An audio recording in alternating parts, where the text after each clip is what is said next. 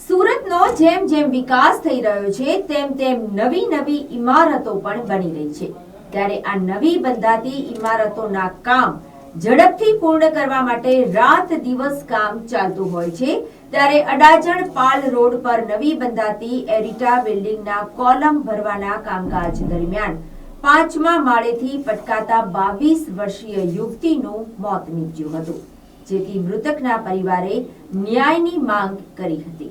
અડાજણ વિસ્તારમાં નવી બંધાઈ રહેલી એરિટા બિલ્ડિંગના 5મા માળેથી કોલમ ભરવાના કામકાજ દરમિયાન 22 વર્ષીય યુવતી ચેરલબેન રાકેશભાઈ બારિયા ચોથા માળ પર બંધાઈ રહેલા 5મા માળેથી નીચે પટકાઈ હતી, જેથી તેણીને પેટના ભાગે ગંભીર ઈજા પહોંચી હતી, જેથી સૌપ્રથમ પ્રાથમિક આરોગ્ય કેન્દ્ર અને ત્યારબાદ સિવિલ હોસ્પિટલમાં સારવાર માટે ખસેડવામાં આવી હતી।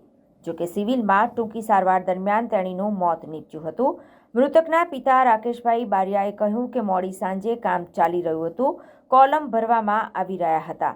આ દરમિયાન કામ કરતી ચેરલ અચાનક નીચે પડી ગઈ હતી। જોકે સેફટી ન હોવાના કારણે તેણીને ગંભીર ઈજાઓ પહોંચી હતી, જેથી ચેરલનું મોત નીપજ્યું હતું। દીકરીના મોતને લઈને અમારી માત્ર એક જ માંગ છે કે અમને ન્યાય મળે। હાલ પોલીસે અકસ્માત મોતનો ગુનો નોંધી વધુ તપાસ હાથ ધરી છે। સાહેબ કોલમ ભરતા था ने अचानक माल तगारों ने आते थे, अचानक घरे की नीचे आते एम्बुलेंस में अस्पताल लाया।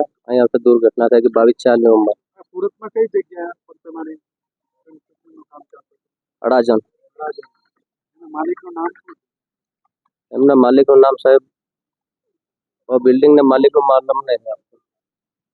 તમારી છોકરીની ઉંમર કેટલી હતી? 22 સાલ એનું નામ શું? ચેરલ એટલે શું કામ કરતી હતી? આ ભરાઈ નું કામ કરે છે। પછી શું થયું? અચાનક નીચે ઘરે ગયો। હવે તમારી માંગ શું છે? માંગ શું છે સાહેબ, એમાં તમે એના પાપા છો ને? હા પાપા। તમારી કઈ માંગ છે? માંગ તો હવે કરવી જ પડે ને, શું માંગ? કઈ બી લેન દેન નો મામલો જ કરવો જ પડે।